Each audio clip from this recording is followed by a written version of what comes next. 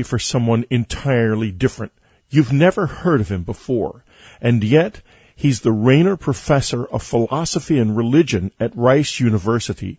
He's written an extraordinary book called Authors of the Impossible that gets deeply into people like me, and I have to tell you, I think he probably knows more about my work than almost anybody I have ever talked to. I'd like to welcome Jeff Kripal to Dreamland. We're going to have a conversation today like you would not believe.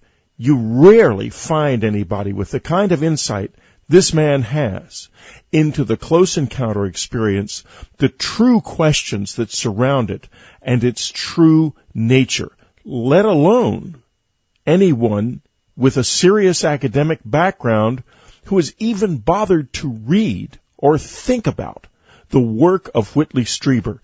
Jeff Kripal, welcome to Dreamland. Thank you, Whitley, and thank you for all those kind words. Well, I wanted to give it a longer than usual introduction because nobody here has heard of you before. You come out of your ivory tower and are now, as far as I can tell, kind of floating in thin air. That's what it feels like sometimes, yeah. Well, I'm also grounded, so it's a little of both. Well, you are grounded, and that's why perhaps I want to start talking about Charles Fort. Charles Fort, folks, was a writer of the early 20th century. And before we start, I just want to say one thing about him, and then I'll let Jeff get into this. I just discovered this. In one of his books, written in 1906, Charles Fort describes sheep mutilations that took place in Wales. I discovered a few weeks ago that sheep mutilations took place again last summer, exactly the same things, within miles of the places where they occurred, and Fort reported them in 1906. And now, Jeff, I'm going to push you off the diving board unexpectedly. What do you think was going on there? I don't know. I mean, the honest answer is I don't know. I mean, I can tell you what Fort thought, but please do. Well, Fort was he started out as a humorist. He wrote humor pieces for magazines and newspapers, and starting at the beginning of the 20th century, he started to spend every day, really, of his life in the New York Public Library, and he read every newspaper, every journal, professional or otherwise, in French or English, all the way back to 1800. And he just stopped arbitrarily at 1800 because, he had to stop somewhere. And he would find these bizarre occurrences recorded in the newspapers and journals, and he would write them on a little slip of paper, say sheep mutilation, and that would go in a particular shoebox in his apartment. And he did this for years and years and years. And what he found was that these things fell into patterns. So one instance of a sheep mutilation, in Wales in 1906, okay, we can write that off, just bad reporting or something. But then, he finds another sheep mutilation in 1879 in France, and then he finds another and another and another. And pretty soon, these things can't be written off as anecdotes or bad reporting. And he did this for decades. And eventually produced a body of work, starting with the Book of the Damned and ending with Wild Talents, in which he basically develops a very sophisticated worldview around these things that, then enters things like pulp fiction and science fiction and comes up to us today in all sorts of ways, even in people who've never read Fort or never heard of him. So he thought his basic idea was that he called these the data of the damned. These were things that occur in the world and that we see and we know, and we have absolutely no explanation for them. They don't fit into any model that we have, but they seem to be about some kind of intelligence or some kind of broader cosmic order of which we're a small, small part. And so he tended to see them as signs or expressions, as he called them, of a broader reality of which we are just barely aware. So if I were looking at sheep mutilations or cattle mutilations or anything like that, I would ask the question, what does this signal or sign or what's being expressed here? And again, I don't know, but I think the one significant thing is that these are not human mutilations. Whatever is expressing itself is drawing a very clear line between animals and human beings. Perhaps. Yeah. Let's not even go there today, because there's an awful lot of very unformed but ominous material. It was just that's not entirely the case. What I would like to do now is to go on to first to ask you about your large overall purpose in what you're doing with these books. With the author's book in particular, or all with of the author's book in particular, but more with you have an aim in your whole body of work that's very fascinating. Yeah, I mean that the total aim, we might frame that as, I specialize in people's extreme religious experiences, and I'm trying to look at as many of those from as many different angles as I can toward a much deeper and much more expansive vision of what the human being is and what human nature is and what we're capable of and what we can still yet be, as opposed to what we've been or who we think we are now, which I think it tends to be very superficial and flatlandish. And so I'm trying to develop a vision of human nature that is that is much more expansive and in some ways ecstatic. And so my early work is all on, mystical traditions. I started out in India working on Hindu tantric traditions, and then I moved back into the West where I began. I was trained by monks, Benedictine monks, so I began in the Christian mystical tradition.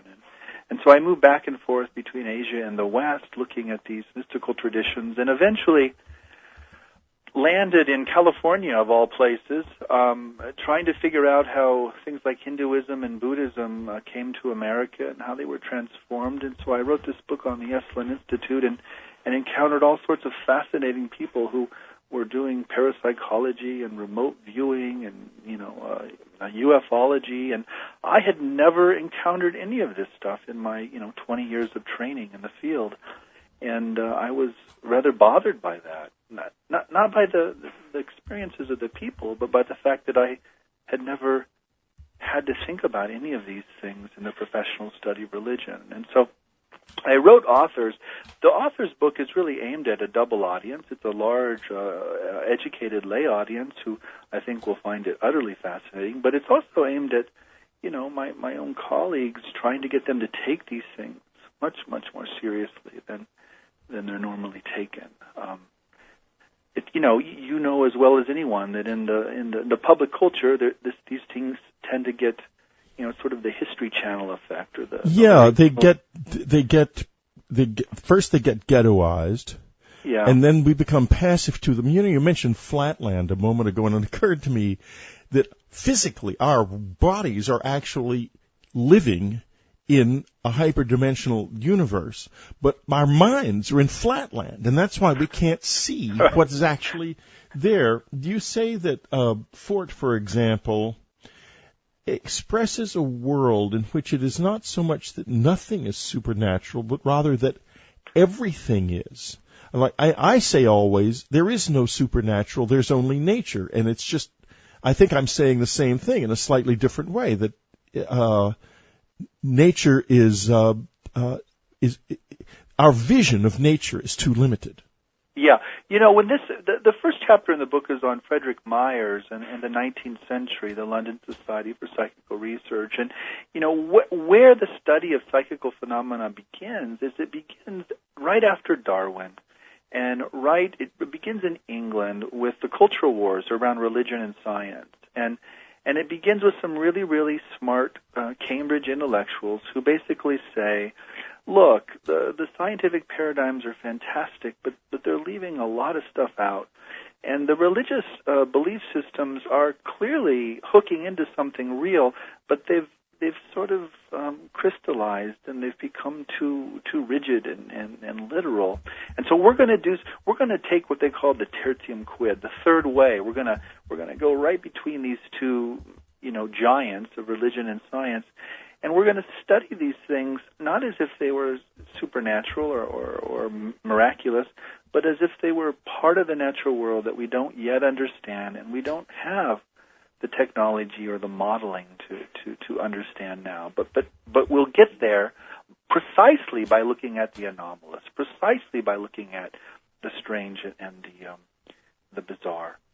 And so that's how it started, and I think that's where Fort was too. He talked about the three dominants. There was the dominant of religion that once ruled Western culture, and that's been now replaced by the dominant of science.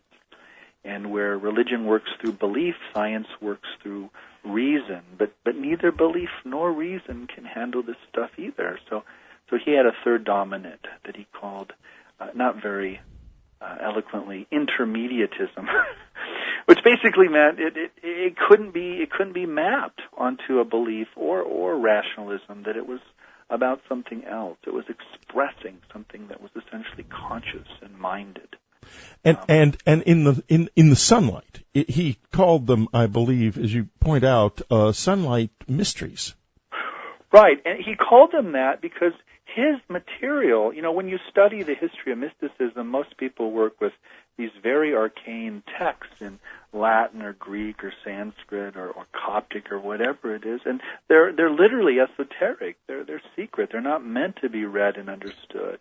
Where Fort's materials were all basically newspaper articles that appeared in the newspapers and that happened in broad daylight to just completely ordinary people. So that's why he called them the Sunlight Mysteries, is they weren't about elite religious communities or special philosophers. They were about ordinary people having profound experiences that boggled them, and they could not understand them. For those of you who are Dreamland subscribers, you can navigate in the subscriber area to the special interviews section, and then search your browser to search on the word Hicks, Hicks, and you will find one of the all-time most extraordinary modern sunlight mysteries described by the man it happened to, a counselor in the government of the city of Winchester, who a couple of years ago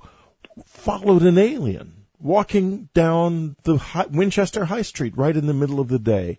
Astonishing story. So do go and listen to that if you are a subscriber to Unknown Country. We're going to take a short break. We're going to be right back with Jeff Kripal talking about his book, Authors of the Impossible. And for subscribers, we're going to be talking to him about the next book that he is working on. I've read the manuscript. A lot of it is about yours truly, and strangely enough, it's really intelligently written. We'll be right back. Subscribers, as the UnknownCountry.com store expands its ebook offerings, you can now get Transformation, my second book in the Communion series, available for the first time as an ebook. It's been out of print for over 20 years, and don't forget to take advantage of your subscriber discount. Jeff, Authors of the Impossible is thematically completely different from any other book I have ever read about these strange paranormal subjects. Can you give me kind of your idea of the overall theme here? Right. I'm trained in the humanities to read texts and to derive meaning from other people's textual expressions, as it were. And so when I look at paranormal experiences, I am sort of keyed into their story elements or their narrative dimensions. And, I've hung around a lot. I've worked a lot with people like Dean Radin and laboratory parapsychologists who tend to think of these things, in scientific terms, because they're scientists. So that's what they do. I think what sets Authors of the Impossible apart is it basically says, look, let's set aside that parapsychological approach for now. Let's not do science. Let's approach people's paranormal experiences as if they were living stories in which people find themselves, often surprisingly find themselves as characters. So I'm approaching the paranormal as a kind of living novel or story in which people find themselves embedded. And I'm trying to say that these events are about meaning. They're not just about matter. They're about story. And of course the big question here is who's telling the story.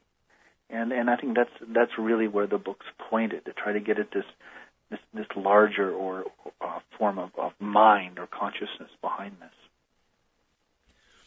You know, one of the authors you deal with extensively in the book is Jacques Vallée, who, of course, you know well and I know well. The section on him is titled "The Future Technology of Folklore," which I found very, very interesting choice of words. Could you tell us a little bit about exactly why you chose those words? Well, that's very close to very close to being Jacques' words. I mean, as you know, Vallée starts off in his career as an astronomer and computer scientist, and essentially adopts the hardware approach to UFOs in the first half of the 60s. But as he gets further into the encounters and the abduction narratives, he begins to realize, actually in a library in Paris, reading folklore, that these encounters have all sorts of components that have nothing to do with hardware or technology, that they look a lot like, fairy encounters, and that they often come with paranormal powers, that people who have encountered a UFO or an alien are then endowed with special abilities afterwards. So he begins to develop this model that you can't frame them or can't map them onto a kind of interstellar technology, at least not exclusively, and that they clearly have something to do with the history of religion and the history of folklore. And at one point he speculates that what they actually look like is as if something from the future, some kind of technology from the future, was projecting itself back into the past and appearing to us as religious beings, or as supernatural forces, or as folklore, essentially. So hence the title, the future technology of folklore. It's really just Jacques captured as a chapter title, and it combines, I think, beautifully his double insistence that these things have physically real components. You cannot read them as simply subjective. Right. But you also cannot read them as purely objective either, because they have these profound subjective and spiritual and psychical components. And I think that's what's so powerful about Jacques' work, is that he insists on both the objective and the subjective elements. And that's really what the paranormal is for me in the book as well. It's both of those dimensions working simultaneously. So that's the title. And you mentioned something that will begin to lead us into the sort of the direction I want to go with this interview. Are we dealing with a parallel universe where there are human races living, where we may go at our expense, never to return to the present? You cannot imagine what that means to me and my listeners, because we listened a few months ago to a man named Alan Lammers, who is a specialist who works way back in the forests of places like Indonesia, telling us about a village and an area in Sulawesi where if you do not wear white or black, you are liable to disappear forever, just like Jacques talks about in his new book and in Passport to Magonia. And he also met a man who had disappeared but returned. it was incredible. And subscribers, of course, you can listen to this, one of the all-time great classic Dreamlands. But here's my point. This isn't speculative to us, Jeff. You're talking about things that really happen. There may be people listening who've had disappearances themselves in this audience. What does it mean? I'm well aware of that, and my own orientation towards that is one of profound humility. This is what drew me to your work, really, is that the honesty and the anguish and the sincerity with which you communicated your experiences at great professional and personal risk. And that's something I'm awed by. Now, I see my own role here. I have not been gifted or cursed with those sorts of experiences. Believe me, it's both. Yeah, I'm well aware of that, and I don't claim to have that level or that depth of experience. But what I'm trying to do is get people who are really smart about religion and philosophy and science to take these things more seriously and to take these stories as, in fact, genuine, honest, real events. And so I think the way to look at my book there and to look at my own work is as a kind of mediator figure. I've not had these sorts of experiences. I mean, I've had something close, but in a much more humble way. So I listen when I encounter a story like that. I listen, and I believe the story. I believe it really happened. Well, do tell us your story though, because it's a very interesting one. I'm referring, of course, to the story about your mother.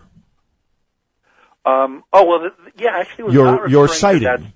Yeah, a couple stories then. Actually, if we're going to pull that one in too, Why not? Well, when I was living in Calcutta in 1989, I had what, by all measures, was a paranormal encounter. I was asleep, and I woke up, but my body did not wake up. It was a classic sleep paralysis condition, and a very powerful energy was hovering over me, and it didn't have a form. I didn't see it as a personal being or anything, but it sucked me. And Jeffrey, we are going to do one of those horrible things that we have to do on the radio. Take a break. We have to take a little break, and when we come back, we are going to return to Jeffrey Kripal, The Dead of the Night, Calcutta. We'll be right back. You're listening to Whitley Strieber's Dreamland Online. Talking to Jeff Kripal, authors of The Impossible, his new book, available from the University of Chicago Press, an incredible read. The material on Charles Fort, on Jacques Vallée is riveting. It's all riveting. And later we're going to talk a little bit about what happened at Fatima as well. But before that, let's go back with Jeff. It's the dark of the night. He's awake in Calcutta. He can't move an inch. Jeff? Well, yeah, I awoke paralyzed, and this presence, this energy was in the room, and it essentially, the experience was that it sucked me out of my body, and I had this bizarre notion of floating to the top of the ceiling. It was terrifying. I thought I was dying. I fought it, and eventually, after I don't know how long, I managed to essentially get back into my body and woke up. And then I could sit up. I could use my body again, but my body was just sort of my whole being was vibrating. It was electric. It was magnetic. It was, all of these things that a lot of your listeners and readers would be very familiar with. Now, I didn't have then the language of an abduction experience. I didn't experience it as an abduction experience.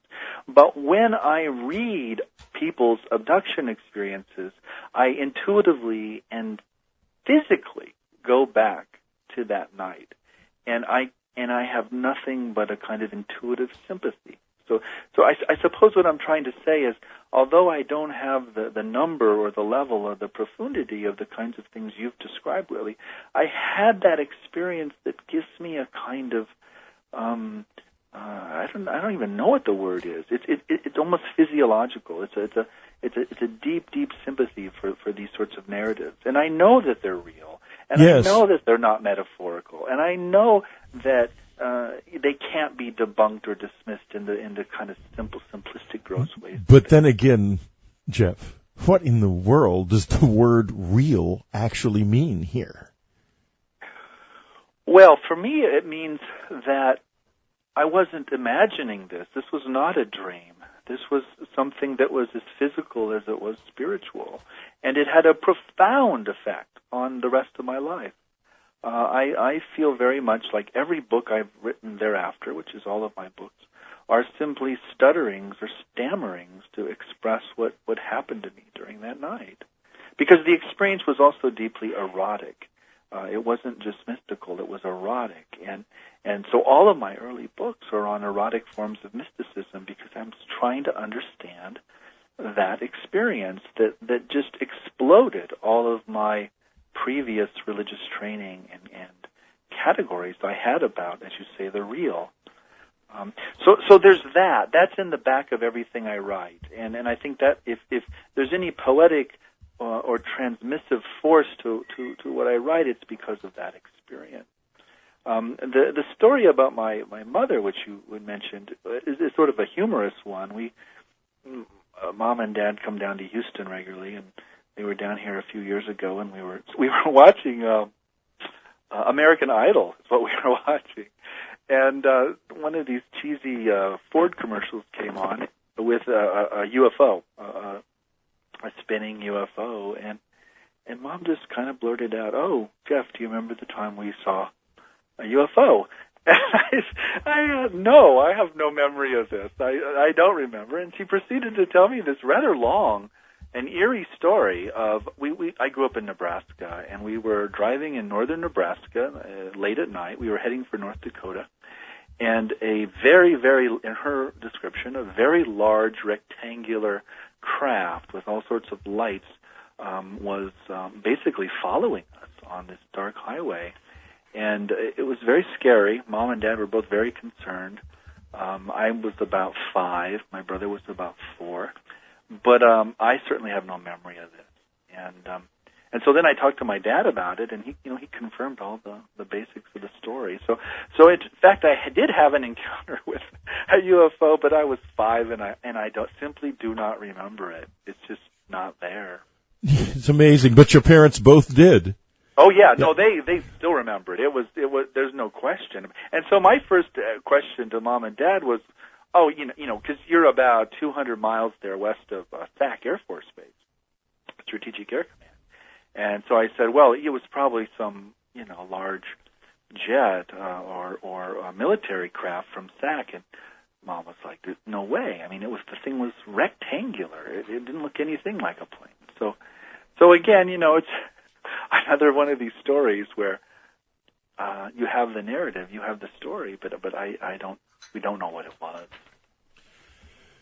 So Jacques writes about another world that is intersecting with our world in some way that is a bit like a kind of an irreducible equation. You no matter how careful you are, you can never quite get into a final and complete focus or final and complete relationship with it. It's a world I live in, and many of the people listening to you right now live in.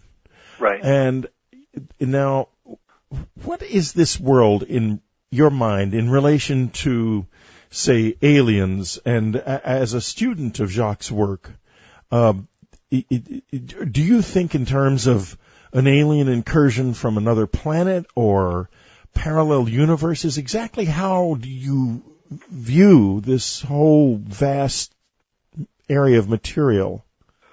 Well, my gut feeling is that this has more to do with the history of religions and with the sacred than it does perhaps with another planet or some kind of interstellar travel. I mean, I suppose intuitively now I'm more convinced by something like John Keel called the ultra-terrestrials, that these things have something to do with Earth and with this other order in which we're embedded in, has something to do with the gods and demons and angels that have been interacting with human beings for millennia, and of course they always get coded in the code of the culture of the time, and so my own reading is that we're dealing with beings that have been around for a long, long time and have something profound to do with human consciousness and with the human species, with the human experience. Yeah. That these are. Yeah. Go ahead. Yeah. Well, which gets me to what's happening right now, because just now there are UFO events taking place around the world, really at an almost unprecedented rate, and of course, if there are people just beating the drums, trying to foist them off as balloons and Chinese lanterns and dust clouds, swamp gas, anything. Right. But the trouble is that they keep repeating from community to community to community. We have a website, on our website, there's a section called Out There, where they kind of just just post without investigation all of these UFO stories from around the world, and it's amazingly active right now. And there's a sense that it means something, and people keep expecting the landing or the moment of disclosure. And that's like a fata morgana. That's a mirage. It always just seems to move forward. As we move forward, it moves off farther and farther into the distance. What does this mean for us, this experience at the edge of reality, Jeff? Right. In my own discipline, we call that a receding horizon. You never get to it. It just keeps going.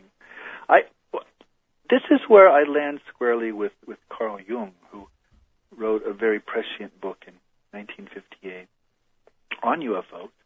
And he basically suggested that what these things are about is a kind of attempted balancing of our worldview, which has become very materialistic and very superficial, and that the human spirit, that mind or consciousness with a capital M or C, is trying to right itself. It's trying to trick itself back into some deeper worldview, some better balance between spirit and matter, and so that these appearances have a kind of trickster quality to them. Often they're there to mock us, essentially, to shock us, and particularly to mock those of us who live in a world of nothing but matter. So my own read of them is that they're essentially revelations. They're spiritual messages. But here's the trick: they're not revelations whose message is clear. I think in some level it's up to us to engage them and to make them real, as it were. The act of accepting them and reading them is precisely what brings them into reality. The act of engaging them makes them real, and to the extent we ignore them or dismiss them, they can't enter reality, as it were. Well, maybe they can. Maybe though, reality and beat the dickens out of you. We're going to talk about that in the subscriber section, because I'm going to want to ask you about the physical effects that I had. Yeah. And because I was beaten up by these guys, and it was very physical. Now, right now, though, we're going to take a break, and when we come back, we're going to talk about something just extraordinary involving Fatima, because Jeff and I have some material to share about this, interestingly enough. We'll be right back. You're listening to Dreamland. Serious wonder spoken here. Jeff Kripal, authors of The Impossible, The Paranormal and the Sacred. As you can hear from this interview, it's absolutely a fascinating book. I have to tell you, it excited me so much. It was one of those books that made me get up and pace from time to time. This is a if you have a good, this is a serious book. This is not the kind of book you usually see in our field, basically sort of tossed off and full of speculations and claims. This is something altogether different. This will really feed you. It's real food, Authors of the Impossible. Don't miss it. Get it. Now, before we left the air, I promised that we would be talking about Fatima, and as I got to the end of your book, I was astonished to see that you had written extensively about Fatima, which I know a great deal about for two reasons that aren't mentioned, obviously, in your book because you couldn't have known. First, I knew a priest who was actually at the moment of the dancing sun. Huh. And second, I know a researcher who has found, in fact, I believe another researcher even mentioned this on Revelations a week or two ago, on the Revelations, William Henry's Revelations about Rennes-le-Château. She mentions it in passing. This being that was seen at Fatima was known to the church long before.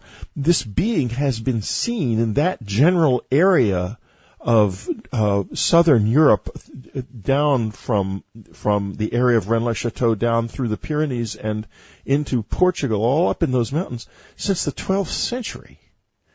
And of course but tell us now a little bit, if you will, about your impressions and of what happened. Describe for example, the dancing of the sun as it really happened, not as the church tells us.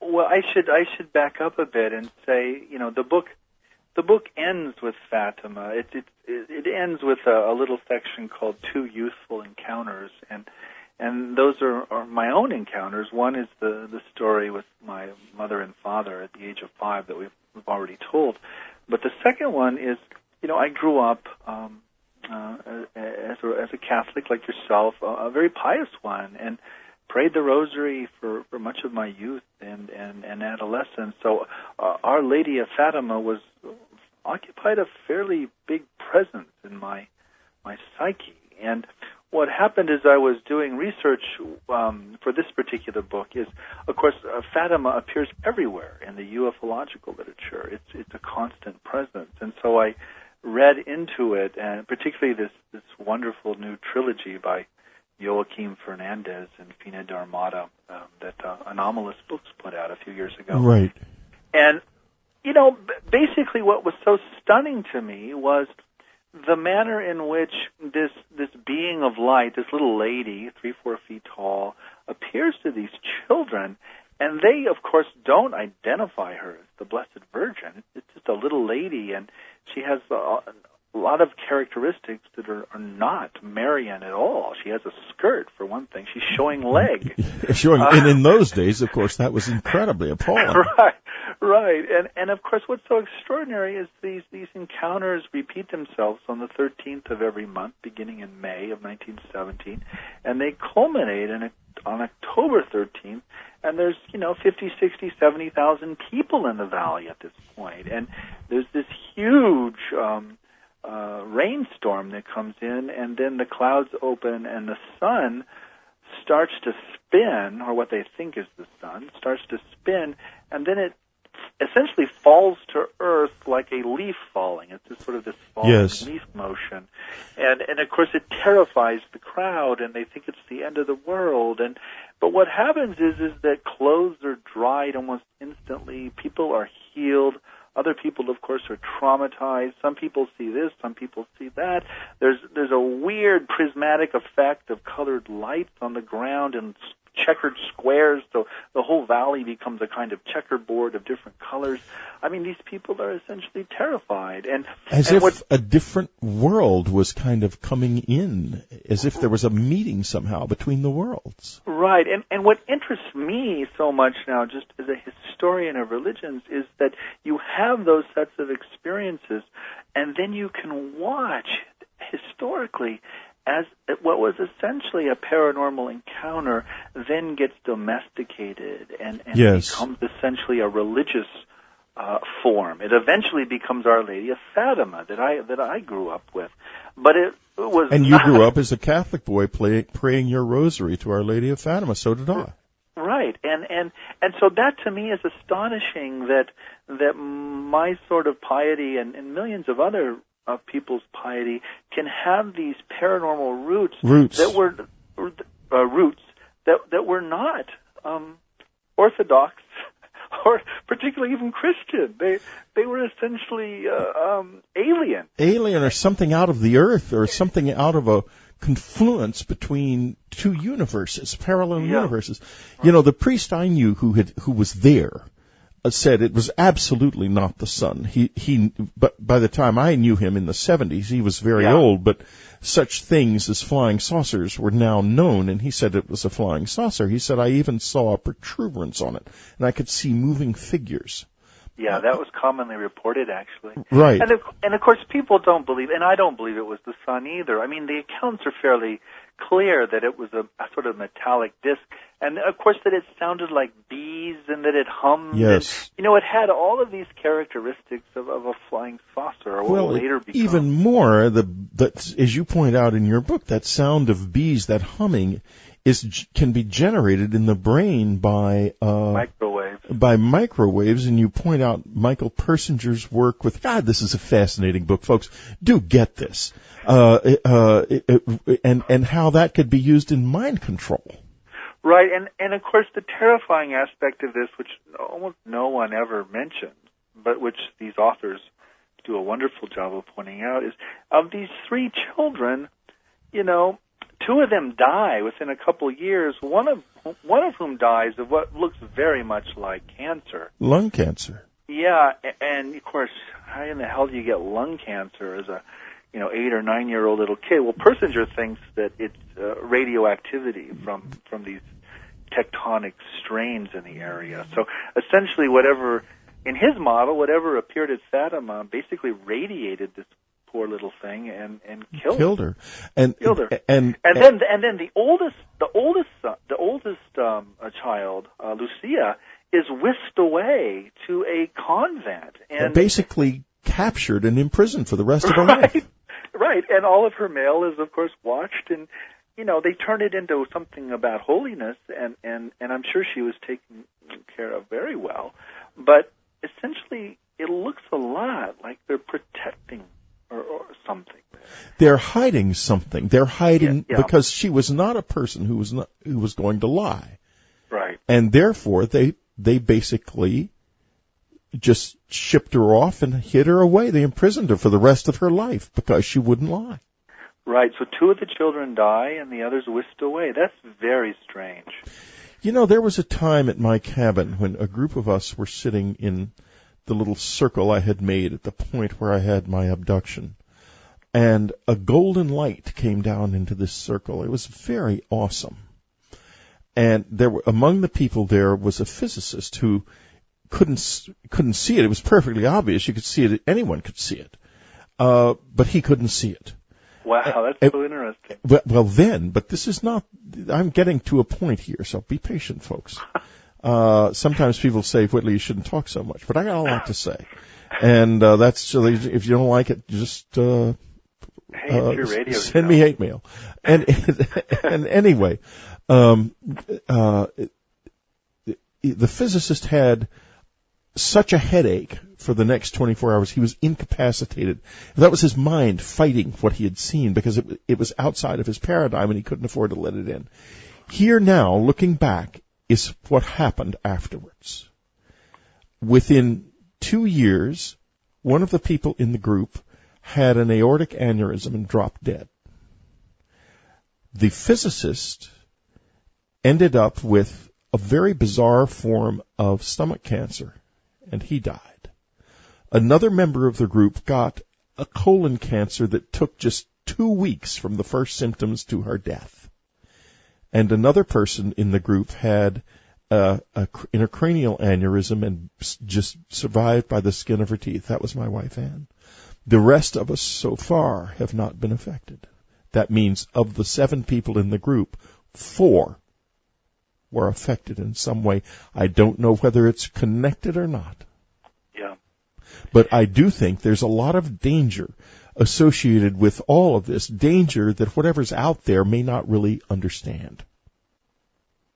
You mean may not understand our sensitivity? Our sensitivities, precisely. Yeah. You know, and this is why, you know, the subtitle of my book is The Paranormal and the Sacred. And what people don't or may not understand about how scholars use the phrase the sacred, we don't mean the good or the holy. The sacred in the history of religion is this incredibly powerful presence that you cannot get too close to, or it will kill you. Right. It will overwhelm you without wanting to necessarily. It has nothing to do with intention. It's like in the Hebrew Bible, if you get too close to the ark and you touch it, it's like touching an atomic reactor. Right. You die. You know, it's not that the ark chooses to kill you or that you have chosen to do something bad. You just got too close. And so a temple in the ancient world really it's a place only the priests can go into because it's a way to protect the community from the sacred as well as to mediate between the sacred order and the profane order.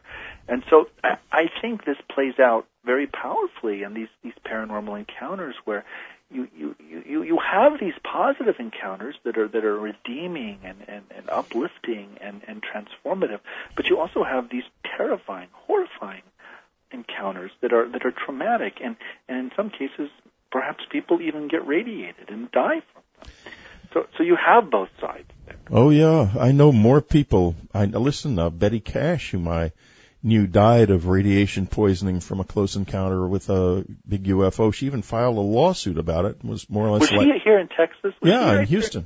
Yeah, right here in Houston. Right. I remember that. I mean, I didn't know her, but I remember. No, and our friend, the Landrums, it devastated their lives. I know other people who have gotten too close to this extraordinary fire. But at the same time, Jeff, the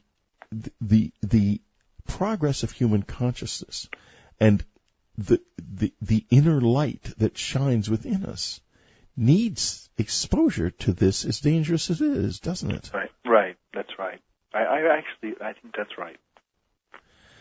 Jeff, we have come to the end of Dreamland. Now, for subscribers, we're going to go on, and because I want to ask Jeff some very intimate questions about what happened to me and the significance of it and the physical effects that I and others have endured. So, Jeff, thank you very much for being with us on Dreamland. Jeff Kripal's book, Authors of the Impossible. What do you think was going on there? I don't know. I mean, the honest answer is I don't know. I mean, I can tell you what Fort thought, but please do. Well, Fort was he started out as a humorist. He wrote humor pieces for magazines and newspapers, and starting at the beginning of the 20th century, he started to spend every day, really, of his life in the New York Public Library, and he read every newspaper, every journal, professional or otherwise, in French or English, all the way back to 1800. And he just stopped arbitrarily at 1800 because, he had to stop somewhere. And he would find these bizarre occurrences recorded in the newspapers and journals, and he would write them on a little slip of paper, say sheep mutilation, and that would go in a particular shoebox in his apartment. And he did this for years and years and years. And what he found is that these things fell into patterns. So one instance of a sheep mutilation, in Wales in 1906, okay, we can write that off, just bad reporting or something. But then, he finds another sheep mutilation in 1879 in France, and then he finds another and another and another. And pretty soon, these things can't be written off as anecdotes or bad reporting. And he did this for decades, and eventually produced a body of work, starting with the Book of the Damned and ending with Wild Talents. in which he basically develops a very sophisticated worldview around these things that, and then enters things like pulp fiction and science fiction and comes up to us today in all sorts of ways, even in people who've never read Fort or never heard of him. So he thought his basic idea was that he called these the data of the damned. These were things that occur in the world and that we see and we know, and we have absolutely no explanation for them. They don't fit into any model that we have, but they seem to be about some kind of intelligence or some kind of broader cosmic order of which we're a... For someone entirely different. You've never heard of him before, and yet he's the Rayner Professor of Philosophy and Religion at Rice University. He's written an extraordinary book called Authors of the Impossible that gets deeply into people like me, and I have to tell you, I think he probably knows more about my work than almost anybody I have ever talked to. I'd like to welcome Jeff Kripal to Dreamland. We're going to have a conversation today like you would not believe. You rarely find anybody with the kind of insight this man has into the close encounter experience, the true questions that surround it, and its true nature, let alone anyone with a serious academic background who has even bothered to read or think about the work of Whitley Strieber. Jeff Kripal, welcome to Dreamland. Thank you, Whitley, and thank you for all those kind words. Well, I wanted to give it a longer than usual introduction because nobody here has heard of you before. You come out of your ivory tower and are now, as far as I can tell, kind of floating in thin air. That's what it feels like sometimes, yeah. Well, I'm also grounded, so it's a little of both. Well, you are grounded, and that's why perhaps I want to start talking about Charles Fort. Charles Fort, folks, was a writer of the early 20th century. And before we start, I just want to say one thing about him, and then I'll let Jeff get into this. I just discovered this. In one of his books, written in 1906, Charles Fort describes sheep mutilations that took place in Wales. I discovered a few weeks ago that sheep mutilations took place again last summer, exactly the same things, within miles of the places where they occurred, and Fort reported them in 1906. And now, Jeff, I'm going to push you off the diving board, unexpected. Small part. And so he tended to see them as signs or expressions, as he called them, of a broader reality of which we are just barely aware. So, if I were looking at sheep mutilations or cattle mutilations or anything like that, I would ask the question, what does this signal or sign or what's being expressed here? And again, I don't know. But I think the one significant thing is that these are not human mutilations. Whatever is expressing itself is drawing a very clear line between animals and human beings. Perhaps. Yeah. Let's not even go there today because there's an awful lot of very unformed but ominous material. It was just that's not entirely the case. What I would like to do now is to go on to first to ask you about your large overall purpose in what you're doing with these books. With the author's book in particular, or all with the author's book in particular, but more with you have.